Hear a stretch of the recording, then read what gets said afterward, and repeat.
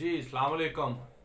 कैसे हैं आप लोग? ठीक ठाक हैं? मेरा नाम मलिक आसिफ हयात है और आप देख रहे हैं पब्लिक एकेडेमिया।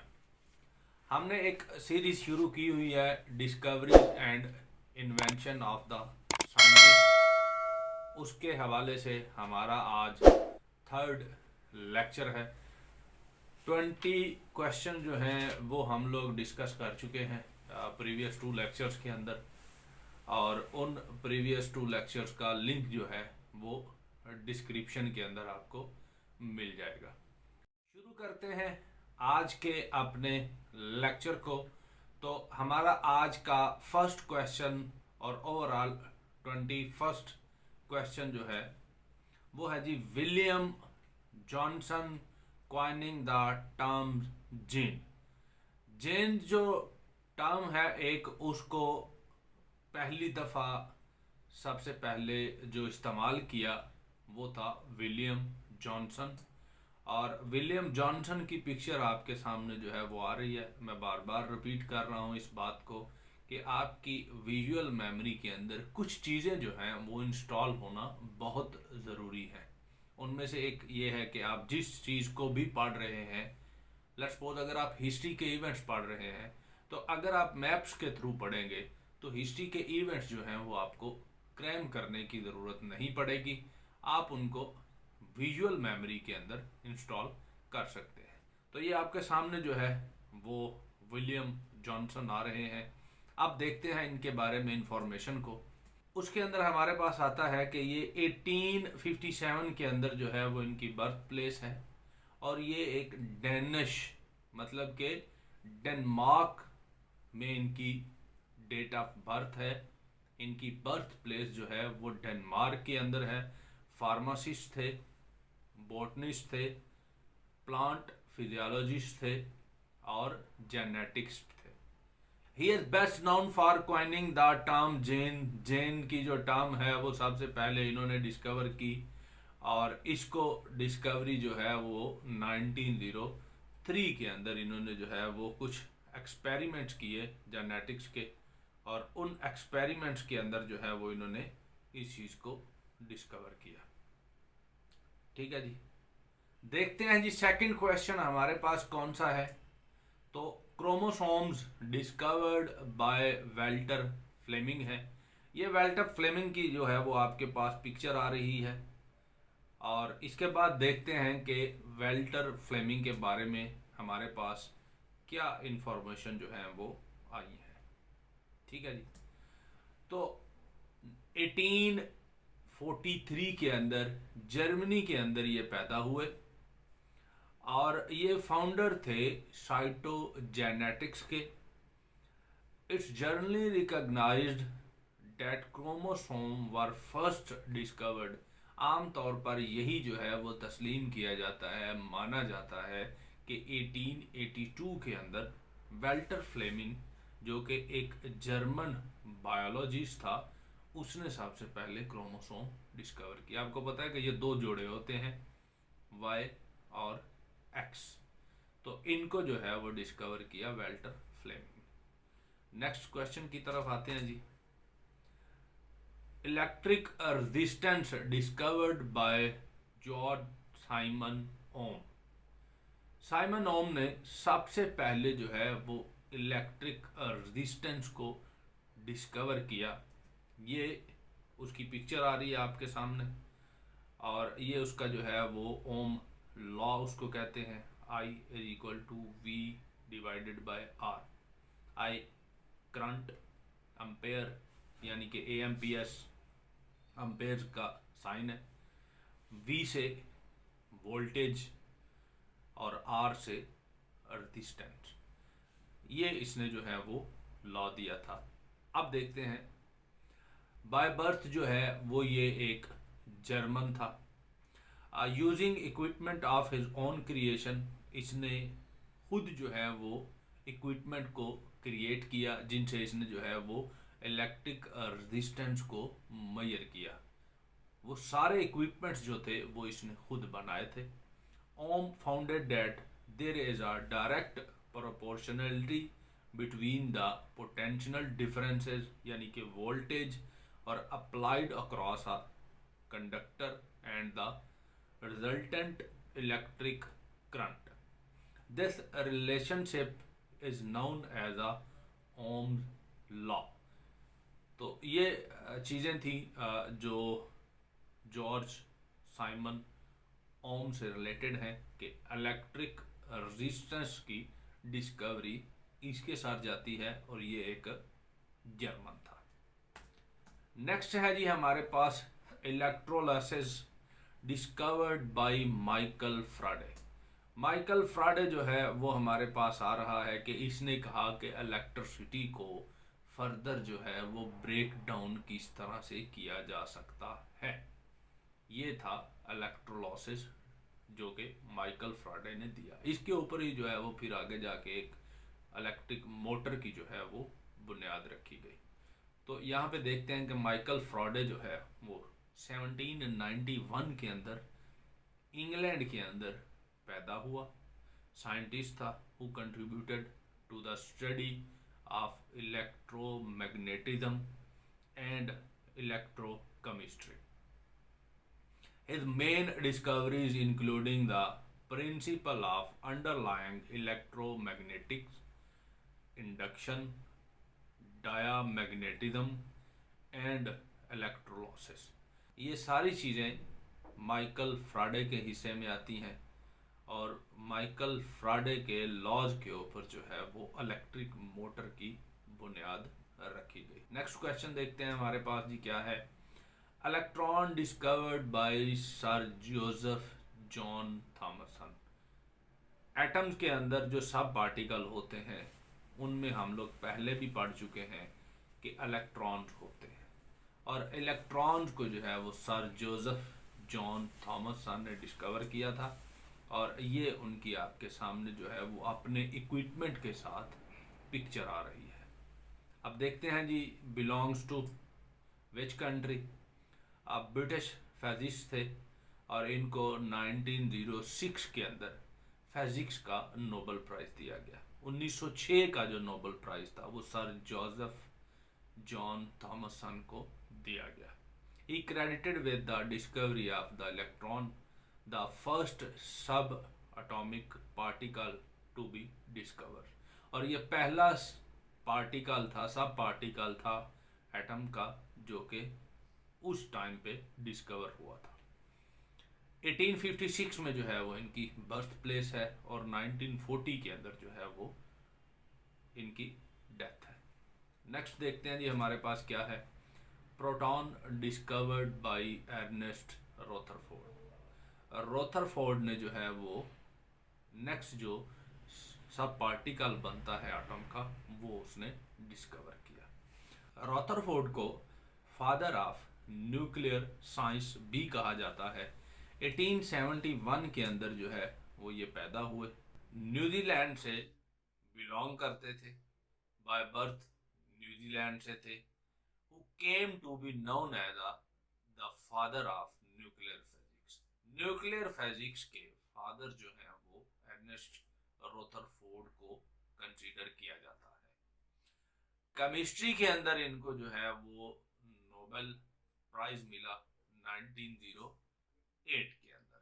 प्रोटॉन की डिस्कवरी के ऊपर इनको नोबेल प्राइज दिया गया। नेक्स्ट देखते हैं जी प्लानिटरी मोशन बाय जॉनसन कैप्लियर। ये जो प्लैनेट हैं, प्लैनेट की जो मोशन है, जो हरकत है, इसको दुनिया में सबसे पहले जो है वो डिस्कवर किया जॉनसन कैप्लियर। जॉनसन कैप्लियर ने हमें बताया कि जो प्लैनेट अर्थ है, जो प्लैनेट मार्स है, जो प्लैनेट जुपिटर है, ये सारे के सारे प्लैनेट जो हैं वो मूव करते हैं। ये स्टिल नहीं है, एक जगह के ऊपर रुके हुए नहीं हैं, ये जो हैं वो मूव करते हैं। तो ये सबसे पहले दुनिया के अंदर जॉनसन कैप्लियर ने हमें बताया। Johnson Kepler belongs to Germany.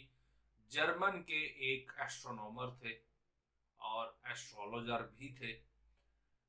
1571 के अंदर जर्मनी में पैदा हुए और 1630 में इनकी डेथ है। नेक्स्ट देखते हैं हमारे पास क्या है जी। Radio activity discovered by Antonio Henri Becquerel. Radio activity जो है वो डिस्कवर की एंटोनियो हेनरी बैक्यूरेल ने, और ये आपके सामने जो है वो एंटोनी हेनरी बैक्यूरेल की पिक्चर आ रही है। अब देखते हैं जी Becquerel belongs to which country. 1852 के अंदर फ्रांस के अंदर जो है वो इनकी बर्थ प्लेस है। फ्रेंच इंजीनियर थे, फिजिस्ट थे, और 1903 के अंदर इनको फिजिक्स के अंदर नोबेल प्राइज दिया गया, और ये फर्स्ट पर्सन थे to discover the evidence of a radio activity. Radio activity के जो एविडेंस थे वो सबसे पहले इन्होंने डिस्कवर किए, यानी कि एंटोनी हेनरी बैक्यूरेल ने। इसकी वजह से इनको जो है वो 1903 वाला नोबेल प्राइज इन फिजिक्स मिला। उसके बाद जी नेक्स्ट है radium discovered by Marie Curie, जिसको एक लेडी ने डिस्कवर किया रेडियम को। ये जी मैरी क्यूरी की आपके पास पिक्चर आ रही है उनकी लैब में, और मैरी क्यूरी जो है वो 1867 के अंदर पोलैंड के अंदर पैदा हुई। बाय बर्थ जो है वो पॉलिश हैं, और उसके बाद फ्रांस के अंदर मूव करके चली गई है। पोलैंड से फ्रांस में ही इनकी शादी हुई, तो पोलैंड से मूव करके फ्रांस चली गई। इस वजह से इनको French physicist and chemist who conducted Pioneer research on radio activity, ये रेडियो एक्टिविटी के अंदर जो है वो इनको पायनियर कंसीडर किया जाता है कि ये उन चंद पहली शख्सियात में से हैं जिन्होंने रेडियो एक्टिविटी के ऊपर काम शुरू किया। और ये वाहिद वोमन है, वाहिद फीमेल है नोबेल प्राइज की हिस्ट्री के अंदर जिसको 2 नोबेल प्राइज दिए गए हैं, एक केमिस्ट्री के अंदर और एक फिजिक्स के अंदर। मैरी क्यूरी जो है वो फर्स्ट फीमेल भी हैं जिनको नोबेल प्राइज दिया गया है। इसके बारे में कुछ क्वेश्चन जो हैं वो ज़्यादा हैं मैरी क्यूरी के बारे में, जो आपको पता होना ज़रूरी है। She was the first woman to win a Nobel prize किसी भी फील्ड के अंदर। इससे पहले जो है वो किसी भी फीमेल को नोबेल प्राइज नहीं दिया गया था। The first and the only woman to win the Nobel prize twice, यानी कि 2 दफ़ा और 2 मुख्तलिफ फील्ड्स के अंदर आज तक किसी ने भी नोबेल प्राइज नहीं जीते। मैरी क्यूरी ने ये कारनामा सर अंजाम दिया। And the only person to win the Nobel prize in a 2 scientific field, science की फील्ड मैं आपको बता चुका हूँ, फिजिक्स और केमिस्ट्री में। She was the first woman to become a professor at the university of Paris, और ये पहली फीमेल प्रोफेसर थी जो पेरिस यूनिवर्सिटी के अंदर लगी, और 1906 के अंदर। नोबेल प्राइज इन फिजिक्स इनको दिया गया 1903 के अंदर। 1901 में नोबेल शुरू हुए, और 2 साल के बाद ही 1903 के अंदर इनको फिजिक्स के अंदर नोबेल प्राइज मिला, और फिर इनको जो है वो 1911 के अंदर केमिस्ट्री के अंदर जो है वो मिला। कहते हैं कि इनकी फैमिली में जो है वो तकरीबन 5 लोग ऐसे हैं जिनको नोबेल प्राइज दिया गया है, वो जिसकी वजह से इनको नोबेल फैमिली भी कहा जाता है। मैरी क्यूरी की फैमिली को नोबेल फैमिली भी कहा जाता है, क्योंकि बहुत ज़्यादा लोगों को, यानी कि 5 लोगों को इनकी फैमिली के अंदर नोबेल प्राइज दिया गया है। नेक्स्ट देखते हैं जी, insulin discovered by sir Frederick G Banting. इनके साथ थे चार्ल्स एच बेस्ट और JJR मैक्लियोड। इन 3 बंदों ने मिलकर जो है वो इंसुलिन डिस्कवर की। आपको पता है कि डायबिटीज़ के जो पेशेंट है उनके शुगर लेवल को मेंटेन रखने के लिए इंसुलिन जो है वो बड़ी इम्पोर्टेंट है। किसी का शुगर लेवल हाई होता है, उसको ये मैनेज करती है लो करके। कुछ का लो होता है, उनका हाई करके मैनेज करती है। इंसुलिन की भी काइंड्स हैं आगे, एक ही टाइप नहीं है, लेकिन अभी यहाँ पे हम लोग उसकी डिस्कवरी की बात कर रहे हैं। तो insulin discovered by sir Frederick G Banting, Charles S Best और जे मैक्लोड। ये इन तीनों की उसी तरतीब के साथ आ रही है। पहले नंबर पे ये हमारे पास आ रहे हैं, ये जी सर फ्रेडरिक जी बेंटिंग है, ये चार्ल्स एस बेस्ट हैं, और ये जो है वो जे आर मैक्लियोड है। ये तीनों जो हैं वो हमारे पास आ रहे हैं, हमारे सामने आ रहे हैं। अभी देखते हैं कि तीनों बिलोंग्स टू विच कंट्री।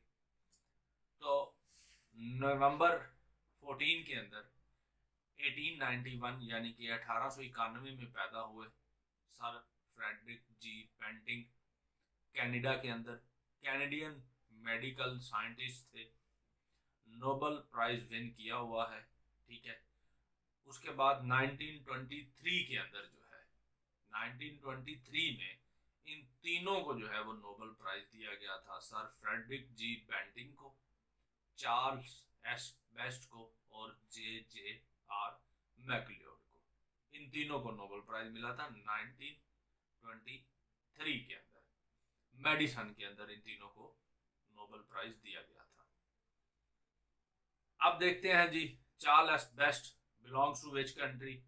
1899 के अंदर 1899 के अंदर अमेरिका के अंदर ये पैदा हुए, बाद में मूव करके कनाडा चले गए। कनाडा मेडिकल साइंटिस्ट थे, Canadian medical scientist, one of the co discover of insulin.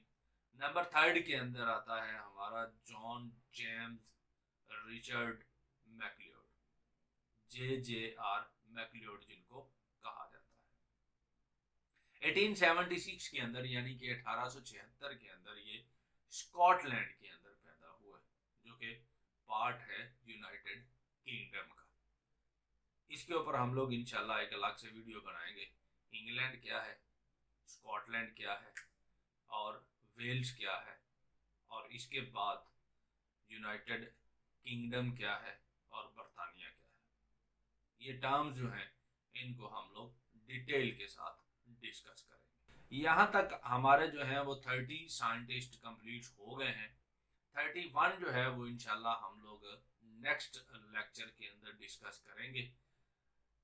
आप लोगों का कोई भी क्वेश्चन हो, कोई भी क्यूरी हो, तो आप जो है वो कमेंट्स के अंदर पूछ सकते हैं, आपको प्रॉपर जो है वो रिप्लाई किया जाएगा। नेक्स्ट वीडियो तक अपना ख्याल रखिएगा। अल्लाह हाफ़िज़।